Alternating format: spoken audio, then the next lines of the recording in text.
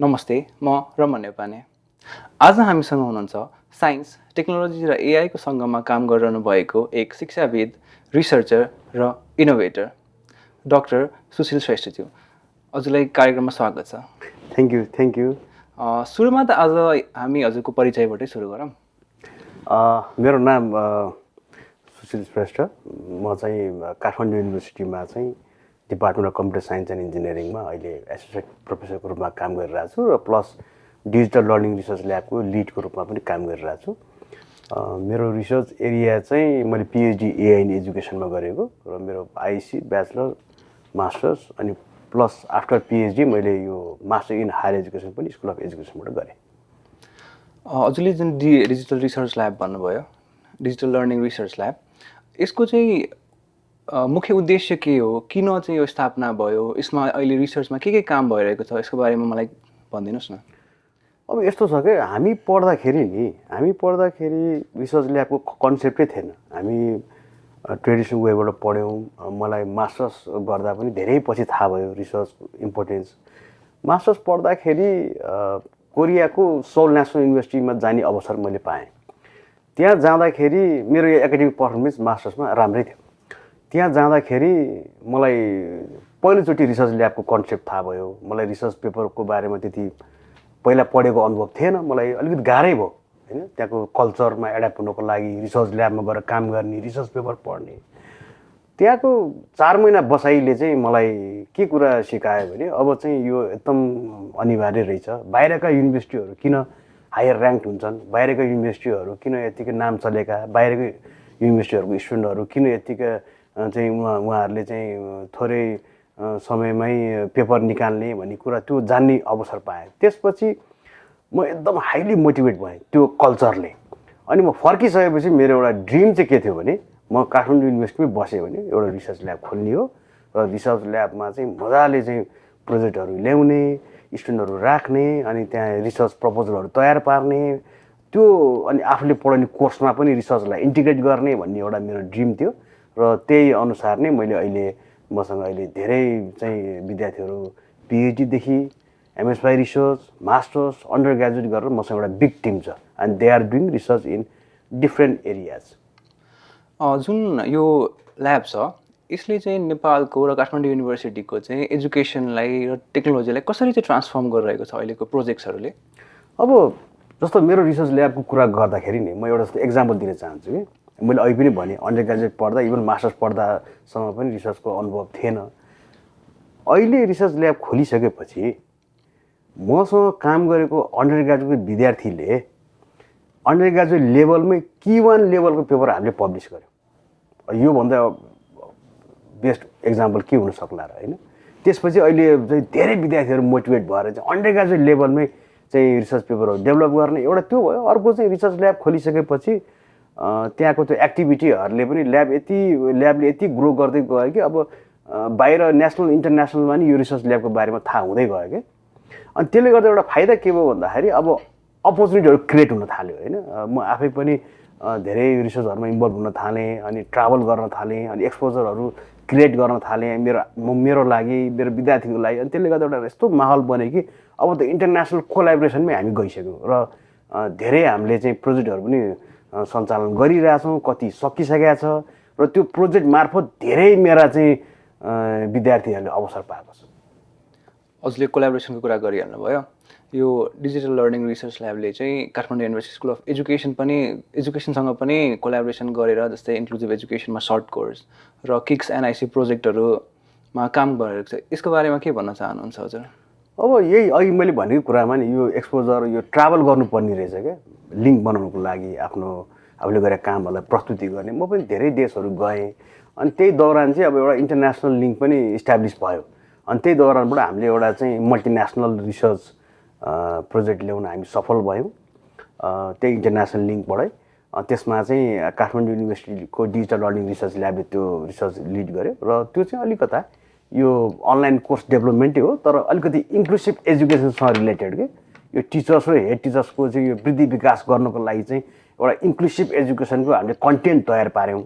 अनि त्यो कन्टेन्ट तयार पारिसकेपछि अब हाम्रो एउटा टार्गेट चाहिँ अब यो जुन हामीले यो जुन एउटा कन्टेन्ट तयार पारेका छौँ यसलाई यो करिकुलममै इन्टिग्रेट गर्न सक्यौँ अथवा यो अझ डिग्री नै दिन सक्यौँ भने त यो बेस्ट एक्जाम्पल हुन्छ हाम्रो यत्रो मेहनतको भनेर मैले स्कुल अफ एजुकेसनका साथीहरूलाई अप्रोच गरेँ र उहाँहरूलाई अप्रोच गरेँ यो कुराहरू र उहाँले एप्रिसिएट पनि गर्नुभयो प्लस उहाँहरूले कोर्स डेभलपमेन्टमा पनि सहयोग गर्नुभयो अनि त्यसपछि त्यो आउटकमलाई चाहिँ हामी करिकुलममै इन्टिग्रेट गर्छौँ प्लस हामी चाहिँ एउटा यो इन्क्लुसिभ एजुकेसनको यो एरियामै हामी यो कुरालाई चाहिँ इन्टिग्रेट गर्छौँ भनिसकेपछि हामीले त्यो मार्फत चाहिँ मैले यो त्यो बेलाको चाहिँ यो सिपिसी युनिटसँग चाहिँ सहकार्य गरेँ र उहाँहरूले त्यो बेला चाहिँ मेरो रिक्वेस्टलाई उहाँहरूले एक्सेप्ट गर्नुभयो प्लस हामीले एउटा लर्निङ एग्रिमेन्ट पनि बनायौँ यो सिपिसी र डिजिटल लर्निङ रिसर्च ल्याब बिच सहकार्य गर्ने म्युचुअल इन्ट्रेस्ट एरियामा भनेर र त्यही सहकार्यमा अहिले हामीले यो different IT related AI education related कामहरू पनि गरिरहेछौँ सहकार्यमा अनि त्यही दौरान चाहिँ आजै मात्र म पनि यो इसिडी अर्ली चाइल्डहुड डेभलपमेन्टको चाहिँ सेमिनारमा उहाँहरूले मलाई यो एआईले कसरी इम्प्लिमेन्ट गर्न सकिन्छ भनेर बोलाउनु भयो सो यस्तो सहकार्यले गर्दाखेरि चाहिँ हामीले म्युचुअल नलेज सेयरिङहरू उहाँहरूले बोलाएको बेला म आउँछु मलाई हेल्प चाहे बेला उहाँहरूले सहयोग गर्नुहुन्छ यसरी हामीले कामहरू गरिरहेछौँ हजुरले चाहिँ यो कम्युनिटी इङ्गेजमेन्ट एक्टिभिटीबाट 5वटा ठुलो इभेन्टहरू र 2000भन्दा बढी टिचरहरूलाई चाहिँ ट्रेन गर्नुभएको छ यसमा चाहिँ यसले कस्तो इम्प्याक्ट परेको छ एजुकेसन स्टेक होल्डर्सलाई जस्तै लिडरसिपको कुरा गरौँ इन्क्लुजिभ प्र्याक्टिसेसमा त्यस्तो केही डेटाहरू छ अब हाम्रो यो रिसर्च ल्याबले नि मेरो मेन उद्देश्य भनेको अहिले मैले एडभोकेट गर्ने भनेको डिजिटल आर्काइभ बनाउने किनकि अहिले यो एआई एजुकेसन यति चाहिँ अब पपुलर भइरहेछ होइन अब त्यसको लागि त डेटा चाहियो नि त अनि यसमा चाहिँ अब अहिले बढी जसो हामीले गर्ने कामहरू टिचर्सहरूलाई ट्रेनिङ दिँदा पनि कसरी तपाईँले चाहिँ आफ्नो डेली एक्टिभिटिज यो स्पेसली लर्नर्सको डेटाहरू एजुकेसनल एक्टिभिटी डेटाहरूलाई स्टोर गर्ने यस्तै खालको ट्रेनिङहरू हामीले दिइरहेको छौँ र उहाँहरूलाई अवेर गराएर चाहिँ कसरी यो एजुकेसनल प्र्याक्टिसका डिफ्रेन्ट डेटाहरूलाई चाहिँ कलेक्ट गरेर चाहिँ एउटा आर्काइभ बनाएर चाहिँ राख्ने भन्ने कुराहरूलाई मैले अवेर गर्दै एडभोकेट गर्दै हिँडिरहेको छु त्यो एउटा कुरा भयो अनि यो एनआइसी हबबाट चाहिँ हामीले दिन खोजेको चाहिँ अब इन्क्लुसिभ जुन हामीले कोर्स डेभलप गऱ्यौँ नि त्यसमा त इन्टरनेसनल हामीले एउटा टिम नै बनाएर चाहिँ त्यो कोर्स कन्टेन्ट डेभलप गऱ्यौँ होइन अब त्यसले चाहिँ के त्यसको कोर्सको मोटिभ के थियो भने तपाईँले इन्क्लुजनसँग रिलेटेड प्रब्लम आइडेन्टिफाई गर्नुहोस् त्यसलाई चाहिँ डकुमेन्ट आर्काइभ बनाउनुहोस् र त्यो प्रब्लमको रुट कजहरूमा जानुहोस् भनेर एक किसिमको एउटा प्लेटफर्म कस्तो बनायो भने इन्क्लुसिभ इस्यु आइडेन्टिफाई गर्ने अब त्यसलाई चाहिँ डेटाको रूपमा चाहिँ आर्काइभ बनाउने र त्यसको रुट कजहरूमा जाँदाखेरि हामीले कति त्यो समस्याको त्यो सही पहिचान नै गरेर कति यो एजुकेसनल यो जुन यो इनरोलमेन्टदेखि एक्टिभिटीमा चाहिँ हामीले धेरै उदाहरणीय कामहरू गर्ने अवसर पायौँ हजुरले भन्नुभयो कि इन्क्लुजिभ एजुकेसनमा चाहिँ टेक्नोलोजीले ठुलो भूमिका खेलेको छ अहिलेको लागि चाहिँ डिजिटल लर्निङ रिसर्च ल्याब चाहिँ त्यसमै काम गरिरहेको छ त्यो पनि एउटा रिसर्च एरिया हो हामीले बेसिकली अहिले हाम्रो बुझाइ के हो भने जस्तो मेरो बुझाइ चाहिँ डिफ्रेन्ट यो एआई टुल्सहरू छ नि होइन त्यो चाहिँ एउटा एसिस्टिभ टेक्नोलोजी हो अब अहिले हामीले गरेको रिसर्च चाहिँ कसरी एसेसिबल इन्क्लुसिभ टुलहरू बनाउने होइन इन्क्लुसिभ कन्टेन्टहरू बनाउने जस्तो मेरै पिएचडीको कुरा गर्नुहुन्छ भने पनि त्यसमा डाइभर्स कन्टेन्टहरू डेभलप भएको थियो यो चाहिँ लर्निङ एनालिटिक्ससँग रिलेटेड छ त्यसमा हामीले कसरी चाहिँ लर्नर्सको लर्निङ स्टाइललाई पहिचान गरेर चाहिँ डाइभर्स कन्टेन्ट बनाउने होइन त्यसलाई कसरी इन्क्लुसिभ बनाउने भेराइटिज अफ कन्टेन्ट कसरी दिने भन्ने कुराहरू यसमा अलिकति हामीले अध्ययन गरिरहेका छौँ र अबको बाटो भने पनि त्यस्तै खालको इन्क्लुसिभ लर्निङ सिस्टमहरू डेभलप गर्ने जसले चाहिँ एउटा डाइभर्स अडियन्सलाई चाहिँ टार्गेट गर्ने हिसाबले चाहिँ हामीले यस्ता रिसर्चहरू गरिरहेछौँ अहिले अब डिजिटल लर्निङ रिसर्च ल्याबले चाहिँ अब आगामी दिनमा चाहिँ केमा काम गर्ने जस्तो अवस्था बनेको छ अथवा केमा चाहिँ काम सुरु गरेको छ जुन चाहिँ अहिलेसम्म भएको छैन वा भर्खर सुरुवातमा छ अब हामीले चाहिँ एआई एजुकेसनमा धेरै काम गऱ्यौँ हाम्रो रिसर्च पेपरहरू पनि पब्लिस भएको छ होइन हामीले प्रोजेक्टहरू गऱ्यौँ धेरै गऱ्यौँ अहिले मलाई चाहिँ अलिकता इन्ट्रेस्ट लागेको नि एआईको इन्टरभेन्सन अरू एरियामा कि जस्तो आजको कुरा गर्दा इसिजीको आज सेमिनारमा म किनोट भएर आएँ अब त्यो एरियामा कसरी इन्टरभेन गर्न सकिन्छदेखि हेल्थ सेक्टर हुनसक्छ होइन फाइनेन्स सेक्टर अब मेरो एउटा ग्रुपले चाहिँ अब स्मार्ट फाइनेन्सिङ सिस्टममा अहिले प्रोजेक्ट गरिरहेछ होइन they are trying to build a smart system होइन अनि त्यसपछि चाहिँ अब अर्को मलाई गर्न मन लागेको चाहिँ यो साइन ल्याङ्ग्वेजहरूसँग रिलेटेड कुराहरूलाई कसरी एआईले चाहिँ इन्क्लुसिभ टुलहरू बनाउने, एसेसिबल टुलहरू बनाउने, अब यस्तो कुराहरू छ। त्यसमा चाहिँ अर्को मेजर फोकस चाहिँ युआई युएक्स डिजाइन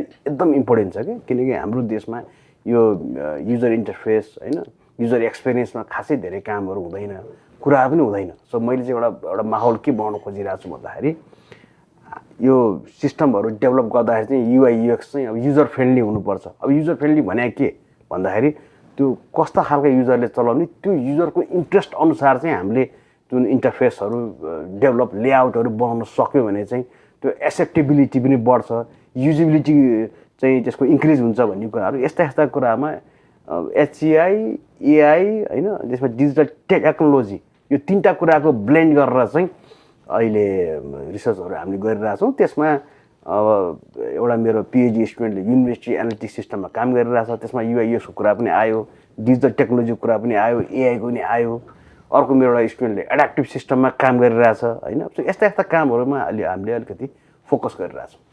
सरको बुझाइमा चाहिँ रिसर्च र एकाडेमिक्स कतिको डिफ्रेन्ट छ र कतिको इम्पोर्टेन्ट छ जस्तो लाग्छ हजुरलाई?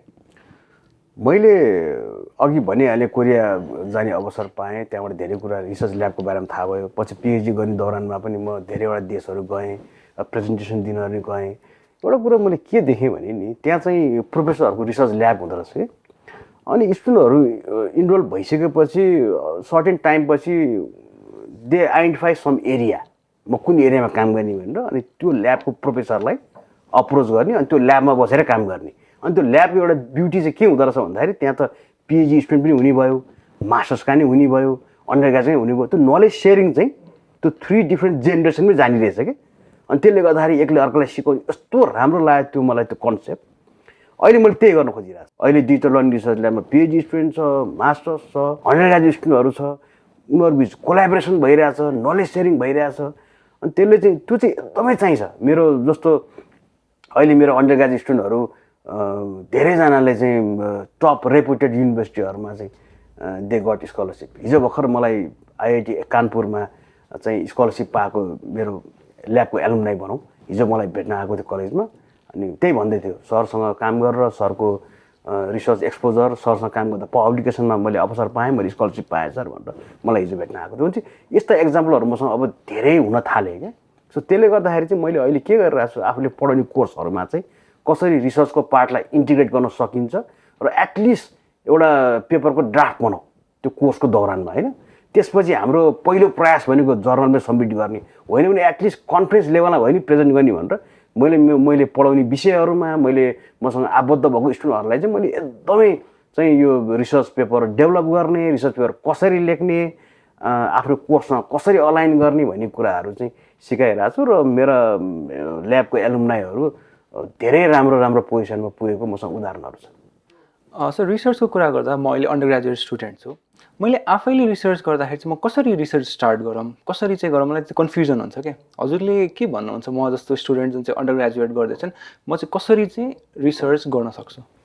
अब यस्तो हुन्छ, अन्डर ग्रेजुएटमा हामीले धेरै थरी कोर्सहरू पढ्छौँ नि होइन। त्यो मध्ये आफूलाई अलिकति इन्ट्रेस्ट लाग्ने कोर्स होइन, त्यो कोर्स पहिला छान्ने, त्यो कोर्सलाई अलिकति त्यसलाई रिलर्न गर्ने भन्छौँ क्या। अब पढे सक्यो होइन भनेपछि आफूलाई मन पर्ने कुनै एरिया त हुन्छ नि। जस्तो अब आइटीको कुरा गर्ने हो भने सफ्टवेयर इन्जिनियरिङ हुनसक्छ होइन, साइबर सेक्युरिटी हुनसक्छ होइन, मसिन लर्निङमा चाहिँ डिफ्रेन्ट डेटा एनालाइसिस हुनसक्छ, आइओटी हुनसक्छ होइन, एजुकेसनल टेक्नोलोजीहरू हुनसक्छ भने चाहिँ आफ्नो रुचिको विषय एउटा छान्ने, त्यसपछि त्यसलाई रिलर्न गर्ने, त्यसको बारेमा अध्ययन गर्ने, के कामहरू भएको छ अहिले, कुन युनिभर्सिटीमा कस्ता कामहरू भएको छ, कस्तो टकहरू हेर्ने, अनि त्यो एरियाको चाहिँ टप प्रेजेन्टर स्पिकरहरू को हुनुहुन्छ, अनि हु आर द टप अथर्स होइन जसको धेरै पेपरहरू आएको छ। अनि त्यो सम्बन्धी अध्ययन गर्दै गइसकेपछि अनि त्योसँग रिलेटेड प्रोफेसर को हुनुहुन्छ त डिपार्टमेन्टमा होइन, उहाँलाई गएर अप्रोच गर्ने। अनि त्यसपछि अनि गाइडेन्समा चाहिँ बिस्तारै अब अहिले एक्जिस्टिङ वर्कहरू के भएको छ, अनि त्यसलाई चाहिँ हामी जुन यो सेमेस्टर प्रोजेक्ट जस्तो केयुको एजुकेसनल सिस्टमको एउटा ब्युटी के हो भने हरेक सेमेस्टरमा चाहिँ हामी प्रोजेक्टहरू गराउँछौँ कि। अनि त्यो प्रोजेक्टहरू गर्दाखेरि चाहिँ अलिकता त्यही इनोभेटिभ कुराहरू छ, थ्योरिटिकल अप्रोचेसहरूलाई चाहिँ इन्टिग्रेट गर्ने होइन, त्यसलाई चाहिँ इम्प्लिमेन्ट गर्ने। अनि गर्दाखेरि पनि एक्जिस्टिङ स्टडीहरूको रिगरस स्टडी गरेपछि त्यहाँबाट ग्याप आइडेन्टिफिकेसन गर्ने। अनि केही जस्तो एउटा एपै बनाइरहेछौँ भने पनि त्योसँग रिलेटेड एपहरूको स्टडी गरेर त्यहाँ केही इनोभेटिभ फिचर्सहरू राखेर गर्ने, युजर टेस्टिङहरू गर्ने, स्टेक होल्डर एनालाइसिसहरू गर्ने। सो यस्ता खालको डिफ्रेन्ट पर्सेप्सनबाट नि हामीले एउटा सामान्य प्रोजेक्ट पनि डिफ्रेन्ट पर्सेप्सनबाट यसरी गऱ्यो भने अनि त्यो काम गर्दै गएपछि त्यसको आउटकमलाई भ्यालिडेट गर्ने गरेपछि एउटा पेपरको ड्राफ्ट बन्न चाहिँ इट इज एलिजिबल होइन, त्यो तयार हुनसक्छ। त्यसपछि ड्राफ्ट बनाउने पेपरको त्यो अहिले भनेको कुराहरूलाई जोडेर अनि त्यो ड्राफ्ट बनाइसकेपछि त्यसलाई चाहिँ अब सुइटेबल जर्नलमा हाल्ने, अनि त्यहाँबाट कमेन्टहरू आउँछ भनेको हामीले डिफ्रेन्ट पर्सेप्सनबाट चाहिँ अलिक हेर्नु पऱ्यो कुनै काम गर्दाखेरि। त्यसमा अब थ्योरिटिकल ब्याकग्राउन्ड स्टडीदेखि लिएर एक्जिस्टिङ वर्कको चाहिँ रिगर्स स्टडी देखेर अलिकति इनोभेटिभ अलिकति क्रिएटिभ गर्नुको लागि ब्याकग्राउन्ड स्टडी त हुनै नै पऱ्यो। यति कुराहरू गऱ्यो भने चाहिँ त्यसपछि then we can gradually start doing research. जस्तै नेपालको युनिभर्सिटीहरूमा अब काठमाडौँ युनिभर्सिटीको हजुरले भइहाल्यो, यो मास्टर्स पिएचडी अथवा मास्टर्सभन्दा माथि चाहिँ अलिकति इम्फोसाइज गरेको हुन्छ, ब्याचलर्समा त्यति धेरै इम्फोसाइज गरेको हुँदैन। भनेपछि हजुरले के भन्नुभयो भने ब्याचलर्सदेखि नै स्टुडेन्टले चाहिँ रिसर्च गर्न थाल्ने हो भने चाहिँ उहाँको एकाडेमिक्समा र अरू चिजमा पनि धेरै त्यसले चाहिँ राम्रो गर्छ भन्नुभयो होइन त? एकदमै एकदमै चाहिन्छ। मैले अघि एउटा इक्जाम्पल दिइहालेँ होइन। अब मेरो अहिले अन्डरग्रेजुएट स्टुडेन्टहरूले जो मसँग काम गरिरहेको छ ल्याबमा, they have started publishing paper होइन, and they have applied in good universities abroad होइन, अवसर पनि पाइरहेछ। मैले अघि एउटा इक्जाम्पल दिइसकेँ होइन। अनि जब पेपर पब्लिस गर्दाखेरि चाहिँ त्यो स्टुडेन्टको कस्तो भने रिजनिङ क्यापेसिटी पनि बढ्दो रहेछ क्या, रिजनिङ क्यापेसिटी। अनि त्यसले गर्दाखेरि चाहिँ त्यो इनोभेटिभ अप्रोचहरू, त्यो प्रब्लमलाई सोच्ने तरिका, सल्भ गर्ने तरिकादेखि लिएर त्यो थिङ्किङ थट प्रोसेसमै यसले एउटा राम्रो चाहिँ हेल्प गर्छ जब कोही स्टुडेन्ट चाहिँ they are involve in research. So त्यसले गर्दाखेरि ओभरअल एकाडेमिक्समै यसले चाहिँ एकदम राम्रो भूमिका खेल्छ। त्यही भएर म सबै स्टुडेन्टहरूलाई चाहिँ म एउटा के रिक्वेस्ट गर्छु भने first you identify your interested domain, अनि त्यसमा चाहिँ अहिले मैले भनेको थिएँ रिलर्न गर्ने, अनि त्यसपछि त्यसमा पेपरहरू पढ्ने, त्यो गरेर अलिकति हामी केही काम चाहिँ गरौँ। अनि त्यसले गर्दा चाहिँ फर्दर मास्टर्स पिएचडीको लागि पनि एउटा बेस पनि भयो कि कुन एरियामा आफूले काम गर्ने के गर्ने भनेर, अनि त्यो पनि एउटा राम्रो हुन्छ। त्यही भएर सबैले रिसर्च चाहिँ सुरु गर्नुपर्छ जस्तो लाग्छ मलाई अन्डर ग्रेजुएट लेभलदेखि नै। पेपर पब्लिस गर्नलाई जर्नल्सहरूसँग कसरी अप्रोच गर्ने, लिट्रेचर रिभ्यूहरू कसरी गर्ने पार्टमा के भन्नुहुन्छ कि अलिकति त्यो धेरै टेक्निकल हुन्छ? होइन, यसमा मैले अघि भनिहालेँ नि, पहिला आफूले एउटा इन्ट्रेस्ट डोमेन छान्ने होइन। अनि जब हामीले सेमेस्टरमा प्रोजेक्ट गर्दा नि मैले डिफ्रेन्ट पर्सेप्सनबाट हेर्ने भन्ने कुराहरू त्यो भनिहालेँ होइन। त्यसपछि चाहिँ त्यो कुन एरियाको त्योसँग रिलेटेड जर्नलहरू लिस्ट आउट गर्ने होइन। अब सुरुमै हामी हायर ऱ्याङ्कमा राख्न सक्दैनौँ। जस्तो अघिको केसमा चाहिँ काम चाहिँ अब राम्रै नै गरेका थियौँ र कमेन्टहरू 2 चरणै आयो, अनि 12 महिनापछि बल्ल एफेक्ट भयो, त्यो Q1मै भयो। अब त्यो बेला हामी फर्चुनेट पनि भयो भनौँ होइन, काम राम्रै काम गरेका थियौँ। त्यो त एउटा चाहिँ कस्तो भने प्राउड गर्ने कुरा हो क्या, अन्डर ग्रेजुएट लेभलको प्रोजेक्ट अब Q1मा पेपर पब्लिस हुनु भनेको त यो त प्राउड गर्ने कुरा हो होइन। इभन पिएचडी पनि गाह्रो हुन्छ। सो त्यो हिसाबले जर्नल सेलेक्सन गर्दाखेरि त्यो एरियासँग म्यापिङ गर्नु पऱ्यो होइन। अनि म अब यसमा चाहिँ अब सुरुमै हायर ऱ्याङ्कमा जान गाह्रो हुन्छ, एटलिस्ट पियर रिभ्युड जर्नलमा राख्नु पऱ्यो। अब Q1 Q2 Q3मा सुरुमै राख्न अलिक गाह्रो हुन्छ। त्यसपछि एउटा यो जर्नल सबमिसनको मलाई मनपर्ने कुरा चाहिँ के हो भने त्यहाँ चाहिँ त्यो रेलेभेन्ट एक्सपर्टहरूले हेरेर चाहिँ कमेन्ट गर्नुहुन्छ कि, अनि त्यो कमेन्टले चाहिँ हाम्रो यस्तो राम्रो चाहिँ हाम्रो ग्रोथ डेभलपमेन्ट हुन्छ नि। मैले पिएचडी गर्दा पनि मैले फर्स्ट पेपर जुन सबमिट गरेको थिएँ 4 पेज कमेन्ट आएको थियो क्या, राम्रै जर्नल गरेको होइन। त्यो मलाई अहिले पनि याद छ क्या। त्यो 4 पेज कमेन्ट आउँदा सुरुमा त साह्रै नै बोर भयो होइन, ल पेपर त कमेन्ट धेरै आयो भनेर। तर जब त्यो कमेन्टहरू हेरेँ नि मैले, त्यो कमेन्टहरू एड्रेस गरिसकेपछि त्यसपछि मजाले चाहिँ पेपर पब्लिस गर्ने मलाई सजिलो भयो। पिएचडीको चाहिँ यो काम पनि स्ट्रङ हुँदै गयो भन्छ। रेलेभेन्ट एक्सपर्टले हेरेर जुन त्यो कमेन्ट दिनुहुन्छ नि, सो त्यो चाहिँ हाम्रो लागि एउटा बेस्ट पार्ट हो क्या, बेस्ट लर्निङ पार्ट भन्छु म। त्यही भएर I always encourage my students to submit in a good journal. हजुरले यति धेरै काम गरिरहनु भएको रहेछ, अब आउने दिनमा हजुरको आगामी योजनाहरू चाहिँ के कसो छ त? मलाई चाहिँ के छ भने नि मलाई एउटा रहर लाग्यो, भित्रदेखि इन्ट्रेस्ट लागेको कुरो चाहिँ मलाई बाहिरको टप युनिभर्सिटीहरूमा नि किनोट स्पिकर भएर जानु मन छ। मेरो त्यो ड्रिम नै हो कि as a keynote speaker I want to visit many countries होइन। अनि त्यहाँको राम्रो राम्रो कन्फरेन्सहरूमा क्या, त्यो चाहिँ मलाई एकदमै रहर छ। एउटा त्यो भयो। अर्को चाहिँ मलाई यो हाम्रो गभर्मेन्टमै के कन्ट्रिब्युट गर्न मन छ क्या मलाई, यो पोलिसी लेभलमै कि जुन हामीले बेसिकली मैले एडभोकेट गर्ने भन्ने कुराहरू त डेटा राखौँ हाम्रो एक्टिभिटीहरूको अनि त्यो डेटाको बेसमा चाहिँ डेटा ड्रिभन डिसिजन मेकिङ गरौँ, त्यसले गर्दाखेरि हाम्रो डिसिजन मेकिङ एफिसियन्सी पनि बढ्छ भन्ने कुराहरू नै मैले गर्ने भएको हुनाले मलाई हाम्रो गभर्मेन्टमा नै एउटा राम्रो कन्ट्रिब्युट चाहिँ गर्न एकदमै मन छ मलाई, जुन यो एजुकेसनल फिल्डमा एआई फिल्डमा होइन। चाहिँ मैले आज भन्दाखेरि चाहिँ यो दुईवटा कुरा चाहिँ मलाई एकदमै गर्न मन लागेको कुरा हो र मैले यसको लागि प्रयास पनि गरिरहेको छु। अन्तिममा हजुर नेपालको स्टुडेन्टहरू जुन अन्डर ग्रेजुएटभन्दा माथिलाई केही भन्न चाहनुहुन्छ?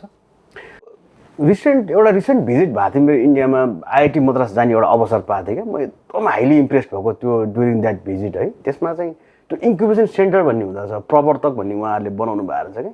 पहिला चाहिँ युनिभर्सिटीले नै सपोर्ट गरेर बनेको, अहिले चाहिँ युनिभर्सिटीलाई नै सपोर्ट गर्ने स्टेजमा पुगिसकेको छ है। मैले त्यो हाम्रो इन्टरेक्सनबाट के थाहा पाएँ भन्दाखेरि एउटा स्टुडेन्टले गरेको एउटा आइडिया चाहिँ ग्रो हुँदै गएर चाहिँ त्यो एथर भन्ने स्कुटर के त्यो होइन, हामी सबैलाई थाहा छ it is the first map integrated scooter भनेर पनि भन्छौँ होइन। अलिकति मैले अहिले हाम्रो अहिलेको स्टुडेन्टहरू नि I think they are very smart due to available of टेक्नोलोजिसहरू गर्दाखेरि अलिकति यो स्टार्टअपतिर चाहिँ हामी अब अगाडि बढ्नु पऱ्यो कि। स्टार्टअपहरूमा चाहिँ नयाँ नयाँ आइडियाहरू क्रिएट गर्ने, प्रोटोटाइपहरू डेभलप गर्ने, अनि त्यो प्रोटोटाइपहरू डेभलप गरेपछि यो अप्रोच विथ द अब को हुनसक्छ, अब जसले त्यसलाई अब फाइनेन्सिङ गर्न सक्छ। अब अहिले त सार्क ट्याङ्क पनि कोही भइरहेछ होइन, भनेपछि फाइनेन्सिङ गर्न सक्ने होइन। अब who are the potential stakeholder who can grow that product, finance that product भनेपछि म चाहिँ स्टुडेन्टहरूलाई चाहिँ अहिले टेक्नोलोजीले गर्दाखेरि इन्फर्मेसन इज रेडिली एभाइलेबल, त्यसलाई चाहिँ मजाले अध्ययन गरेर चाहिँ एउटा चाहिँ स्टार्टअपतिर चाहिँ इनोभेटिभ आइडियातिर चाहिँ लाग्नुपर्छ भन्ने नै म सजेस्ट गर्न चाहन्छु। अब भाइलाई अब अल द बेस्ट फर यो फ्युचर है। अब हामी त्यही हो, हामी रिसर्च गरौँ, केही क्रिएटिभिटीतिर लागौँ होइन, केही अब नयाँ कुराहरू खोज गरौँ भन्नेमै म अहिलेको यङ स्मार्ट हाम्रो स्टुडेन्टहरूलाई चाहिँ त्यो सुझाव दिन चाहन्छु। सर, आजको यो जुन कन्भर्सेसन भयो यो म अन्डर ग्रेजुएट स्टुडेन्ट र म लगायतको धेरै अन्डर ग्रेजुएट स्टुडेन्ट र मास्टर्स माथिको स्टुडेन्टहरूलाई पनि धेरै लाभदायक हुन्छ जस्तो लाग्छ र हजुरको समयको लागि चाहिँ म हजुरलाई धन्यवाद दिँदै आजको कार्यक्रमलाई चाहिँ यही बिदा गर्न चाहन्छु। धन्यवाद।